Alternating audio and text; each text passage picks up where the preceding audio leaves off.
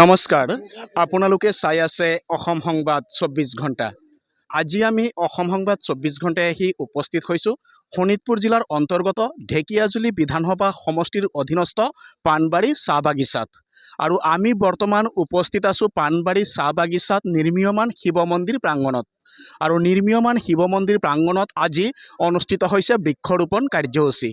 অসম চৰকাৰৰ কেবিনেট মন্ত্ৰী অশোক সিংহলৰ উপস্থিতিত আজি অনুষ্ঠিত হৈছে এই বৃক্ষৰোপণ কাৰ্যসূচী। আমি দেখুৱাই আছোঁ সামগ্ৰিক পৰিৱেশ। ইতিমধ্যে অসম চৰকাৰৰ কেবিনেট মন্ত্ৰী তথা ঢেকিয়াজুলি সমষ্টিৰ বিধায়ক অশোক সিংহল ইয়াত আহি পাইছে আৰু তেখেতৰ উপস্থিতিত আজি এই বৃক্ষৰোপণ কাৰ্যসূচী অনুষ্ঠিত হৈছে। সঁচাই যেন পৰিৱেশ সংৰক্ষণ কৰাৰ কাৰণে এটা সংগ্ৰাম চলিছে মন্ত্ৰী অশোক সিংহলৰ নেতৃত্বত। আৰু যি সময়ত দেখা গৈছে একাংশই গছ বন কাটি তহলিং কৰিছে, তেনে অৱস্থাত মন্ত্ৰী অশোক সিংহলৰ তৎপৰতাত এতিয়া বৃক্ষৰোপণৰ এক বৃহৎ কাৰ্যসূচী লোৱা হৈছে। আৰু ধাপে ধাপে বৃক্ষৰোপণ কাৰ্যসূচী কৰোৱা হৈছে। যিসকল সমাজ সংগঠক বা সমাজৰ আগশাৰীৰ ব্যক্তি তেখেতলোকৰ দ্বাৰা এই বৃক্ষৰোপণ কাৰ্যসূচী অনুষ্ঠিত হৈছে। আৰু সঁচাই এক সুন্দৰ পৰিৱেশ, এক নান্দনিক পৰিৱেশ আজি দেখিবলৈ পোৱা গৈছে। আৰু ইয়াত এনেদৰে বৃক্ষৰোপণ কাৰ্যসূচী অনুষ্ঠিত হৈছে। আৰু মন্ত্ৰী অশোক সিংহলে বৃক্ষৰোপণ কৰি আজিৰ এই অনুষ্ঠানৰ শুভাৰম্ভণি কৰিব। আৰু ইয়াতে জ্যেষ্ঠসকল আছে, অঞ্চলৰ বিভিন্ন স্তৰৰ লোকসকল আছে, যিসকলে সমাজ সংগঠক, সমাজৰ বিভিন্ন কামৰ লগত জড়িত তেখেতলোকে ইয়াত আছে আৰু থাকি পেলাই তেখেতলোকে বৃক্ষৰোপণ কৰিব। আৰু ইয়াত এক সুন্দৰ পৰিৱেশৰ মাজেৰে এই বৃক্ষৰোপণ কাৰ্যসূচী ইতিমধ্যে চলি আছে। আৰু এয়া হৈছে ঢেকিয়াজুলি ৰাজচক্ৰ এলেকাৰ পাণবাৰী চাহ বাগিচাৰ যি নিৰ্মীয়মান শিৱ মন্দিৰ, শিৱ মন্দিৰৰ চৌহদৰ পৰিৱেশ। আৰু ইয়াতে আছে অসম চৰকাৰৰ কেবিনেট মন্ত্ৰী অশোক সিংহল। তেখেতৰ পৰা আমি কিছু কথা জনাৰ চেষ্টা কৰিম। কি ক'ব ছাৰ আজি বৃক্ষৰোপণ কাৰ্যসূচীৰ বিষয়ে? ভাল পৰিৱেশ, ভাল হৈছে। শিৱধাম মন্দিৰৰ নিৰ্মাণ প্ৰায় সম্পূৰ্ণ হৈ আহিছে। আৰু মই ভাবোঁ যে ৰাইজৰ সহযোগত নিৰ্মাণ হোৱা এই মন্দিৰ আৰু ৰাইজৰ সহযোগত বৃক্ষৰোপণৰ কাৰ্যসূচী এক সেউজীয়া পৰিৱেশত এই মন্দিৰটো থাকিব বুলি মই আশা কৰোঁ। আৰু ৰাইজ অতিকে উৎসাহী। এইটো চাই মনটো ভাল লাগিছে যে এটা ধৰ্মীয় কাৰ্যসূচীত ৰাতিপুৱা ইমান মানুহ আহি যোগদান কৰিছে। এইটো খুব মনত ভাল লাগিছে। আৰু বিশেষকৈ পুৰুষসকল, আজিতো সোমবাৰ কিন্তু পুৰুষসকল চবে ওলাই আহিছে। এইটো মনটো বহুত শান্তি দি আছে। আৰু মন্দিৰ কেতিয়া উদ্বোধন কৰা হ'ব? মন্দিৰ 3 তাৰিখৰ পৰা প্ৰাণ প্ৰতিষ্ঠা পূজা আৰম্ভ হ'ব। 8 তাৰিখে প্ৰাণ প্ৰতিষ্ঠা সম্পূৰ্ণ হ'ব প্ৰায় দুপৰীয়া মানত। আৰু এই 6 দিনীয়া কাৰ্যসূচীত ঢেকিয়াজুলি সমষ্টিৰ বহু ৰাইজে অংশগ্ৰহণ কৰিব। হয়, ইতিমধ্যে শুনিলে অসম চৰকাৰৰ কেবিনেট মন্ত্ৰী তথা ঢেকিয়াজুলি সমষ্টিৰ বিধায়ক অশোক সিংহলে কথাখিনি জনাইছে। আৰু তেখেতৰ তৎপৰতাত আজি অনুষ্ঠিত হৈছে বৃক্ষৰোপণ কাৰ্যসূচী। আমি দেখুৱাই আছোঁ সামগ্ৰিক পৰিৱেশ। ইতিমধ্যে মন্ত্ৰী অশোক সিংহলে নিজ হাতেৰে প্ৰথম বৃক্ষৰোপণ কৰিছে আৰু বৃক্ষৰোপণ কাৰ্যসূচীৰ আজি শুভাৰম্ভণি কৰিছে। আৰু ইয়াত অঞ্চলটোৰ বহুতো জ্যেষ্ঠ লোক, বহুতো বিশিষ্ট লোক উপস্থিত আছে। আৰু সকলোৰে উপস্থিতিত এই বৃক্ষৰোপণ কাৰ্যসূচী অনুষ্ঠিত হৈছে। সঁচাই সুন্দৰ পৰিৱেশ, নান্দনিক পৰিৱেশৰ মাজেৰে চলিছে এই বৃক্ষৰোপণ কাৰ্যসূচী। আৰু ইয়াত এক সুন্দৰ পৰিৱেশ দেখিবলৈ পোৱা গৈছে। আৰু ইয়াতে আছে ভাৰতীয় জনতা পাৰ্টীৰ গুপ্তেশ্বৰ মণ্ডলৰ সভাপতি তথা ঢেকিয়াজুলি আঞ্চলিক পঞ্চায়তৰ সভাপতি হেমন্ত ডেকা।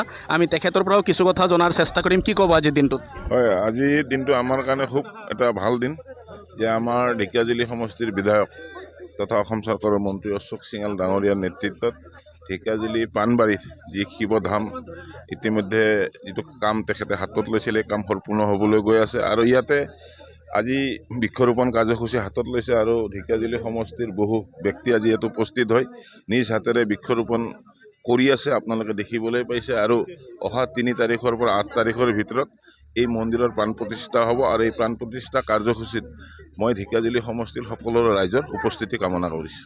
হয়, ইতিমধ্যে শুনিলে এনেদৰেই তেখেতলোকে আজি আহ্বান জনাইছে ভক্তপ্ৰাণ ৰাইজলৈ, কিয়নো যিহেতু আজি বৃক্ষৰোপণ কাৰ্যসূচী চলি আছে। আৰু ইয়াতে উপস্থিত আছে এই অঞ্চলৰ জ্যেষ্ঠ এগৰাকী, আৰু তেখেতে বিভিন্ন সামাজিক কামত জড়িত হৈ থাকে।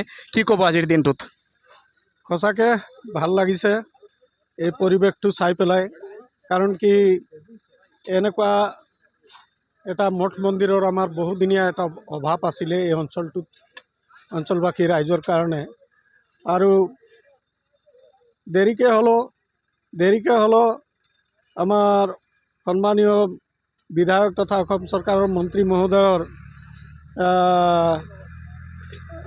কৃপাত এই মন্দিৰটো প্ৰায় সম্পূৰ্ণ হৈ উঠিছে। স্থানীয় গোটেই সমষ্টিবাসী ৰাইজে ইয়াৰ কাৰণে উপকাৰ হ'ব। বিশেষকৈ হিন্দু সমাজৰ মঠ মন্দিৰৰ এটা মানে অভাৱ আছিলে, এইটো একদম পৰম সত্য কথা। আৰু এতিয়া যিহেতু আমাৰ এই মন্দিৰটো সম্পূৰ্ণ হৈ উঠিছে, ইয়াৰ দ্বাৰা আমাৰ বিশেষকৈ হিন্দু সমাজ বহুত ডাঙৰ উপকাৰ এটা পাব।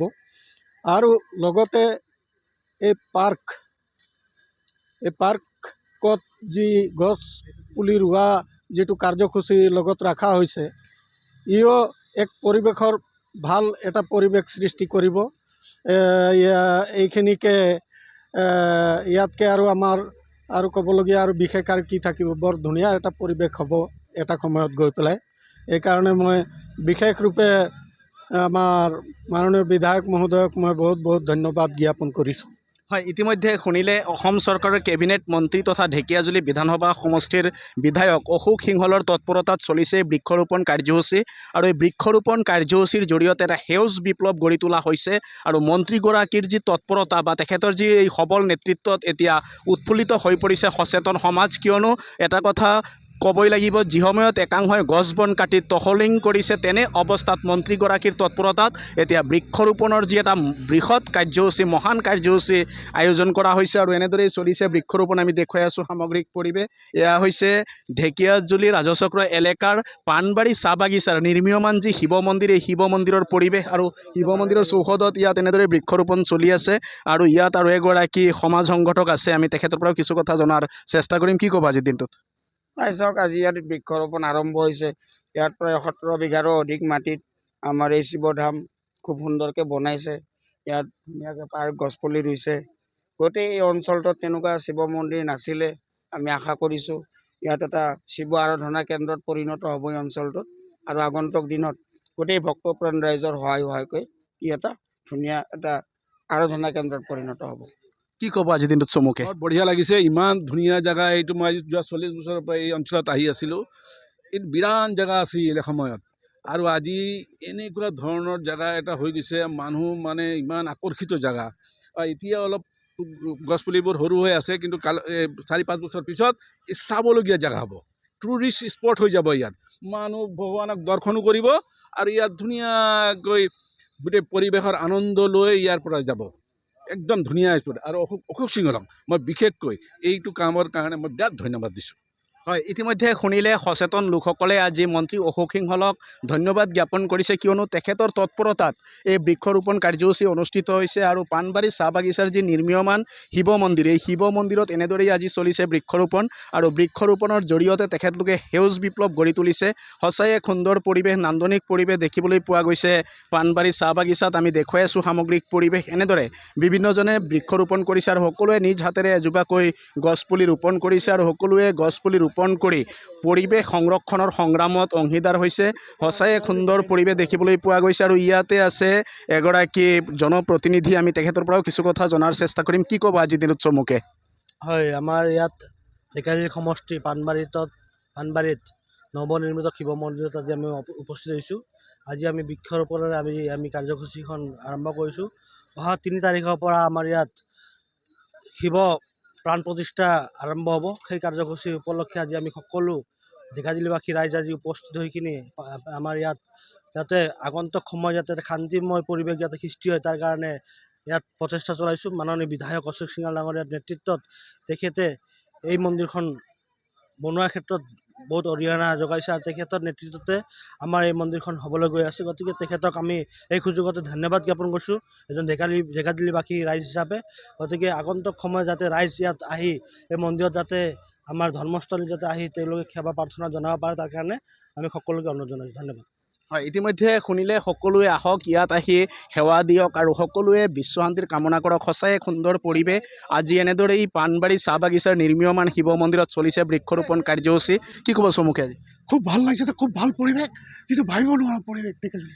হয় ইতিমধ্যে শুনিলে আজি সকলোৱে উৎফুল্লিত কিয়নো মন্ত্ৰী অশোক সিংহলৰ তৎপৰতাতে অনুষ্ঠিত হৈছে বৃক্ষৰোপণ কাৰ্যসূচী আৰু বৃক্ষৰোপণৰ জৰিয়তে সেউজ বিপ্লৱৰ এটা সূচনা কৰা হৈছে সঁচাই এক সুন্দৰ পৰিৱেশ নান্দনিক পৰিৱেশ আমি দেখুৱালোঁ এয়া হৈছে পাণবাৰী চাহ বাগিচাৰ নিৰ্মীয়মান যি শিৱ মন্দিৰ চৌহদৰ পৰিৱেশ আৰু আমি দেখুৱালোঁ সামগ্ৰিক পৰিৱেশ এনেদৰেই সকলোৱে এজোপাকৈ গছপুলি ৰোপণ কৰক আৰু সেউজ বিপ্লৱ গঢ়ি তোলক আমি উত্তৰে কামনা কৰিছোঁ সকলোৱে অসম সংবাদ 24 ঘণ্টা চাই থকাৰ কাৰণে মই প্ৰশান্ত বৈশ্যই পাণবাৰী চাহ বাগিচাত নিৰ্মীয়মান শিৱ মন্দিৰ প্ৰাংগণৰ পৰাই সকলোলৈ অভিবাদন জ্ঞাপন কৰিছোঁ।